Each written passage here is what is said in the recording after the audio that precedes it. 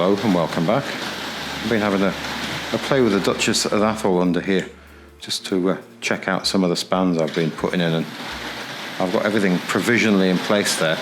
I have gone ahead and got the point electrified over the past week. Let's just pop that there, and that's enough playing with the 00 for now, I think. Let's pop that under there. We'll have a quick look across the top of here. So the point has been electrified. We'll have a quick look at that from the other side in a moment. I've just checked the clearances there with the platform I've got stood in, and I think that's a Mark 1 coach there, and there's really nice clearance with that, and I don't think we'll have any trouble on the other side. I can't think of anything much longer than that. Perhaps the Pullman. Perhaps we should try a Pullman, because I've had trouble with those clipping on catenary masts, but I don't think we'll be having any of those. So that sort of works quite nicely in there. I've got a piece of sidewall trim there to go around the point, although that needs some encouragement to stay in the correct place. It's the cabling for the point motor which is upsetting that at the moment. But I think largely on this layout I'll be using these coaches of this length really, but it's just nice to know that the clearance for that would work. So because I've been leaning over here and working quite a lot this week, I have used this piece of board with a couple of spacers on there, just so I can happily work across the top of there. That makes it quite nice to work on. And all of that track I got from the train collector show the other week, I got some of it laid down there, having quite a bit more to play with than I thought.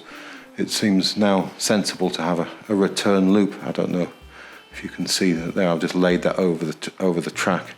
That's laying on there. So not only can we sort of come up to the station, but we could get the train turned and come back again if we wanted to. So I don't think there's any reason we can't make that work. Obviously time consuming, but then all of this stuff really is, and there is no immediate hurry to make any of this work. So I was quite pleased with that progress there. But I think what we'll do, we'll have a quick look at the other side of the railway, at what's gone on there, and the track that's laid down on the bench. And then, this being late Saturday afternoon, what I'm going to do is get a bit more track prepared. So I've got some track I'm going to clean up here, and I'll see if I can get this all a bit more solid over here beyond the electrified point, and we'll see if we can run something in and out of the station up there, perhaps run something in and run something out, and we'll see what we can get achieved there. I was thinking I might get an EMU out and ready, and we'll have a play with that. So when I'm not using the railway, I very often throw these cloths or old tea towels over things on the railway, just to keep the dust and the sunlight off things when they're not in use. So that sort of helps keep things clean and tidy and away from the light. So we've got another item just come off the 3D printer earlier this afternoon. This is one I'll point out where this bit's destined for. So I drew this afternoon. So we will at some point, I'll have a look at showing you how I draw things. Or I'll give you a brief description and the software I use, and show some of it in action, and how we get this into the 3D printer and out again. But there are many videos explaining how to get started with this, and I'm not entirely sure that I may be the best person to get that make a video on that. But that's the grey PLA that I'm using, and that's a branded one, although the name I can't remember. So I was buying unbranded, but there's a relatively good brand, and it ensures that the colour comes back the same each time you change it. Otherwise, some things I printed back in lockdown and then wanted to reprint some extras, the colour had shifted. So I'm going to use the same brand for now. But I think that's probably all that's changed on this side. We seem to be getting a real spread of sunlight through the window this afternoon. It's been a very, very hot week this week. We're 17th of June now. So I think if we just leap the other side, we'll have a quick look over those things. We'll just have a quick look in from the top there. We'll make that point straight and then curved again. So we'll, in time, we'll get some stuff, more track down the side of there. So hopefully I'll get that done this evening. So I'm getting quite a nice clearance there with that. And we'll get some sidewalls all the way along here and on the outer side as well. So somebody's very kindly offered to send me some more platform pieces, which is going to help me extend the platform there. I'm thinking I'm going to have roughly about 1 metre of platform, approximately. So that will accommodate a train of a sensible length, perhaps 3, possibly 4 of this style of coach. So that length of coach. I'm not entirely sure that I'll be using many of these ones on this railway. I don't, possibly going to be using, but not many, I don't think. So yeah, so a metre of platform is going to come to about there, about that sort of bend there, I think. So that's going to be quite nice. And then if I can then run the track out that direction there, possibly a girder bridge in there, I'm not quite sure yet, and possibly a girder bridge across the back. And then we'll bring it back around, and then we'll be able to run that back to the station there. So I'll get to grips with the wiring. So we'll have to send some cabling through the board and up and put some dead sections in to make that work. So if we have a quick lean on here again, you can see that I've got the cabling here. So that runs down this post here. I don't know whether have we got the focus in the right place. Will that go to the right place? So down here, I've got the cabling running down there. If I go to the other side, you won't see it for the point. So that runs down and through the board there. But we're definitely going to have to get some sections isolated if we're going to make this work. So another few pieces of platform along there, and I'll get some track sorted. And I think that's going to be quite good fun. I'm looking forward to having a few buildings up there. I think it's going to be quite entertaining. So we'll pick up the railway again tomorrow afternoon, and hopefully I'll get a bit more together there, and we'll see how we do with it. This model's been in storage for quite some time, so I thought I'd just give it a quick going over, a bit of a clean and a bit of a light oil. We'll give it a little bit of power. And it has got those ribbed wheels, which accounts for that rather growly sound there on the rolling road. Let's just wind that up a little bit more.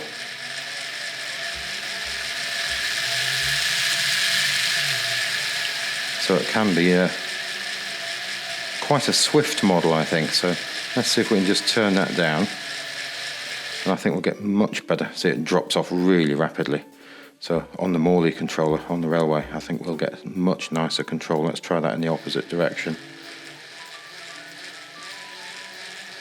I'll just give that a little bit more. I think might as well, we'll give that the full strength there for a moment. Yeah, so power pickup, it's sort of constant interruptions to it, I think, with those serrated or ribbed knurled type wheels. So we'll just bring that gently to a stop.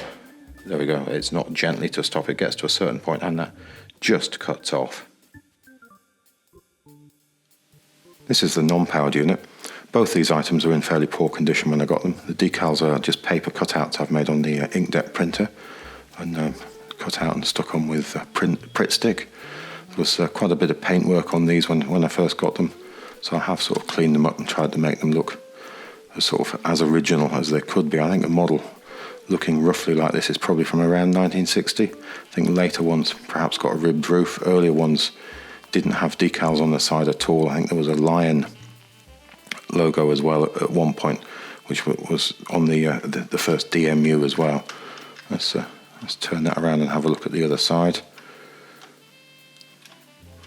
So I think they've cleaned up quite nicely. I think there's a replacement roof on one part of the model. I can't remember which model has got the replacement now. They were basically scrap. I don't know whether you can hear all of that beeping going on in the background, somebody getting angry in their car. So we'll have a quick glance at the powered unit. We'll have a look at that. Let's grab some focus there. We've got a light bulb sitting behind that number, that Roman numeral sitting on the front there, number 5. So yeah, that's quite nice. So I keep my finger on that when I turn it upside down. So the 2 cables we saw on the motor, or we'll have a look at the motor in a second, but just sort of plug into there to supply power. You've got that lovely underframe there. We've got Triang and then built in Britain. And the securing screw comes straight through the roof and down there. And there's a tiny little nut I don't know whether we get the focus on there. Tiny little thing there. I suspect that could get lost quite easily.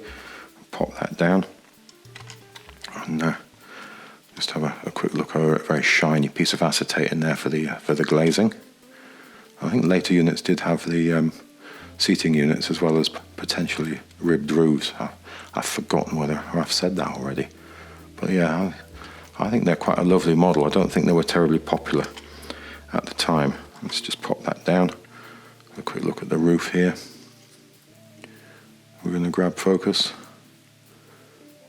There we go, we've got some focus.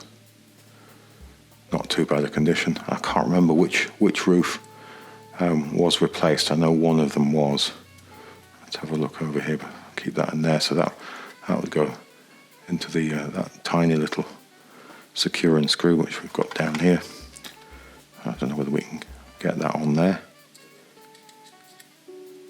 So this could easily get lost. So I think that's quite a nice way of securing it straight through the model. So we'll pop that down. So we've got another securing screw there that holds the motor bogie onto the main part of the body, straight through the hole here. Get some focus there, straight through the hole there, and into the top of the casting on the top of there. So we just saw that running. We know it's got the ribbed wheels there. There's the two cables which will supply power for the lamp at the front. So lovely detail in there. I think that's echoed. I'm trying to get the word there. So into the moulding, the plastic moulding for that as well. So I think that's quite a lovely feature. So a swift look over the bottom of it there. All brass gears and so on. Lovely pickups, and then there's this lovely serrated or ribbed style wheels, knurled wheels, which create that really distinctive sound. So on the rails we get much smoother control, well, as smooth as you can with models like this. So we'll just run that up into the proposed new station. As you can see, I've got a little bit of work done it, not complete yet. And we'll run that up to the end there. Now I was going to put a peg on the end of that one. I thought I already had. Now I remember what I've done is I've put one on one side and thought I need another one and haven't done it. So when we pop the other side, I shall put a peg on there for safety reasons. So let's bring that back. So as I thought, much nicer control available with the Morley once we get it on the rails. So we'll just drop that along there. Now I can't remember whether I said the dates of these models. I think they came along 1957 and through till 63 with various sort of modifications to the model over the time. Let's just have a quick run down the side there. Now you could of course also run this with a Suburban coach in the middle there to increase the length. So I'm walking into boxes behind me here, so never mind. Yeah, so I'm just brushing down all of those boxes there. So I have got myself out a coach here, so when we get the other side we'll pop this on. So I think this is our 223, I think again 57 till the early 60s. Let's have a swift look at that. So these could be had with the Mark II couplings. I think we've seen them on the railway before. I think this is just a green version of the red ones that are sitting with the 262 tank locomotive there. So I think what we'll do, we'll get the other side and we'll have a closer look at what I've done with that elevated bit of track. So we'll just run that back down to the station and we'll switch the points and get it into the other section. Again, standing on the incredibly creaky floorboards. Let's bring that to a stop there. So if we go up a bit tighter here, so we'll make this straight.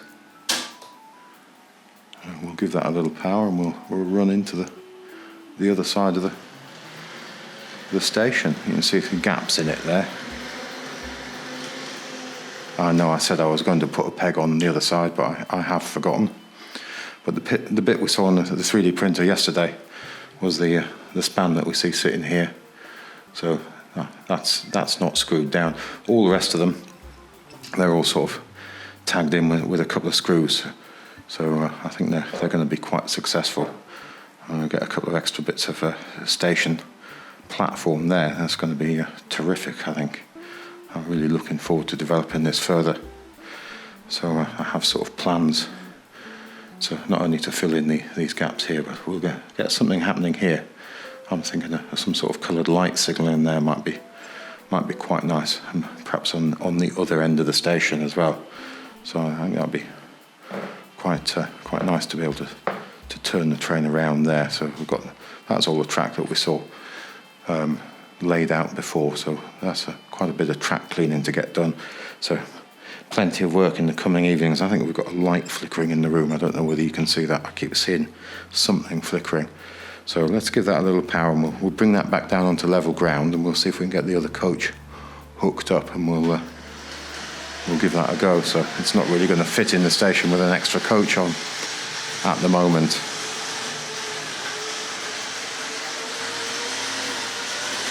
So it makes a terrific sound with those wheels. Picking up extra pace when it's coming down the hill through the rubber tunnel. Let's just see where I've left the point work. So I think we'll come through there.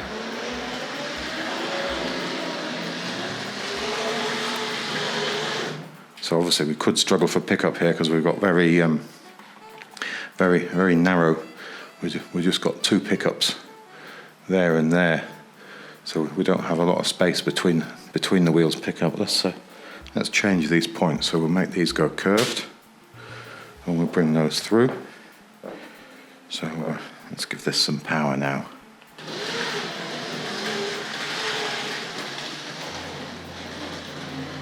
There we have it. And then we'll switch that and bring it the other way. So make those straight, and that should run around. Actually, I've got one more to change. Have I got one more to change? Yes, the pink one. I thought I'd set that earlier, so let's make that one straight. And then we'll get the coach on if we can make this happen one-handed.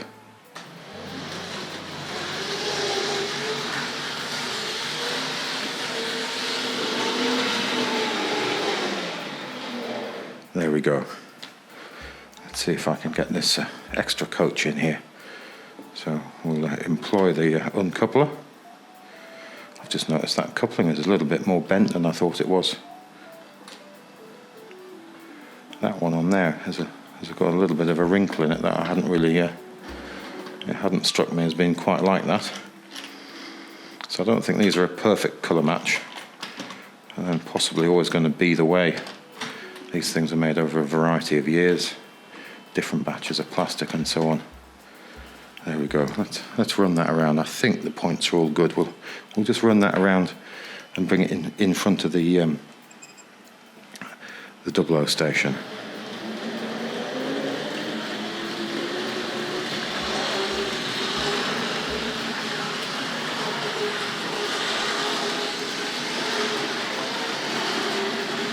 I don't know whether we're going to see that lamp lit up really. Have a look at the insert picture, you can see that on the rolling road with the lamp.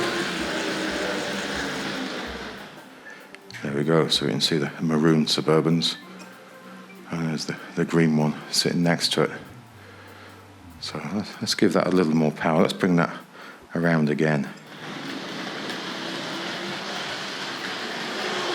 So very much more controllable with the Morley than it is on that clipper. Now, I have got to deal with a point here, otherwise we're going to have a derailment. This is the one I always forget when we come around here. Let's make that one go curved. There we have it. So let's step back a bit.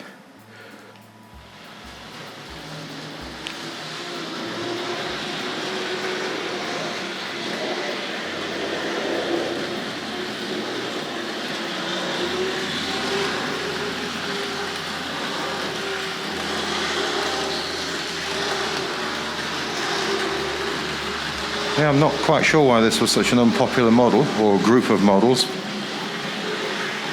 think the Suburban coaches were relatively popular. Well, I quite like it as an item. So let's bring that to a stop there. And we'll just have a look at this catalogue here. So this is the back of the 1957 catalogue. So sadly my catalogue is has come apart, but I think this is the first time when this model appeared. So there's the motor coach there, R.156 Suburban motor coach, and there's the motor coach dummy, or non-powered car, and there it is shown with a number of extra centre cars there, with the Suburban coaches.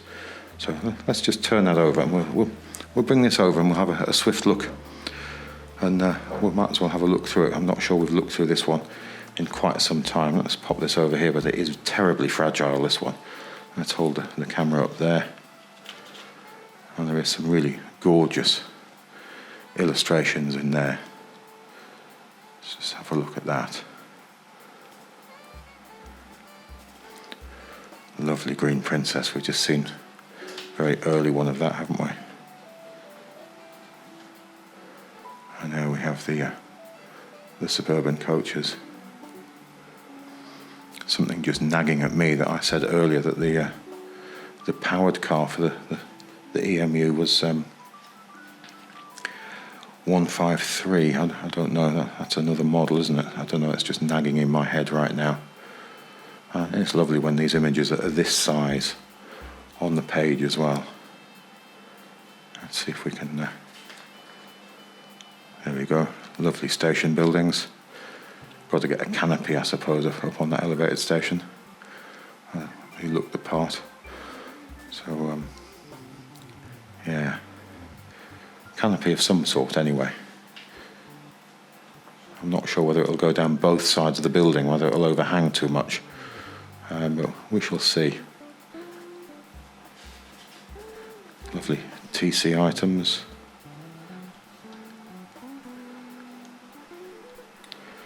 It's a very, very small catalogue, not many pages.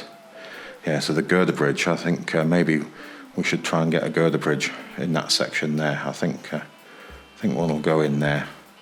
Sort of looks like it will, but we shall see. And now we're on that back page there. Let's go back to there. Yeah, I must see if I can get myself another copy of this, because I mean it was in very poor condition when I got it. But let's pop that over there. And let's open up some points. And I think just to end, we'll see if we can take this back up onto the elevated track. So we want to open this one here. So this is the blue one, dark blue one. There we go. And this one, I haven't electrified yet. Part way through it, I'm about to drill the holes. Or have I drilled the holes? I can't remember. Yes, I've drilled the holes, but no cabling sunk through the board yet. And whilst this one has cabling, yes it has, I think that one's already hooked up because I've got a switch for it. I'd forgotten all about that, so I'll make that one straight. Yeah, just checking the theory. And then there's this one here, the green one. Am I looking in the right place? We'll see if we can hold the camera over here. So we want to go curved. There we go. So we should be able to run onto the outside line now. So let's grab the controls for the locomotive. So we're pushing this through. I don't know why I've done that one. I've just realised in my talking I've thrown the wrong one. I've thrown that one. It suddenly dawned on me when we began to run through it. So let's rectify that problem. Should have brought the controls with me. So let's give that another go. Yeah, that's better.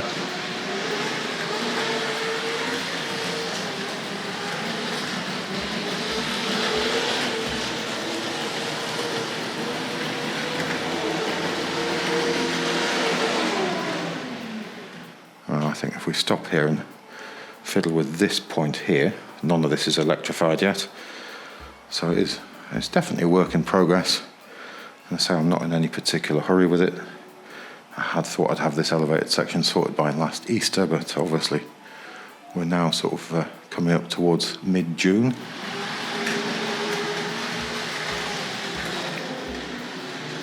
So timings are a little bit off. There we go. And let's flip this one. And let's give that a little power. Let's see if we can get that to climb.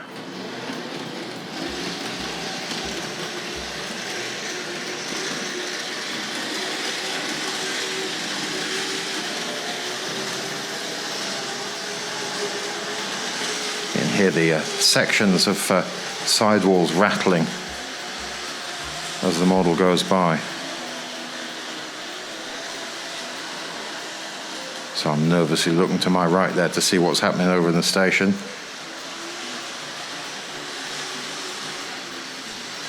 I can't remember which line we're going to come in on, that one. So it'll be up to the clothes peg. But I think that's probably it for today. Thanks again for watching. So if you look back again next time, we'll see if I've managed to fill in these gaps here. We'll see if we can get something else to play with on the railway. Goodbye now.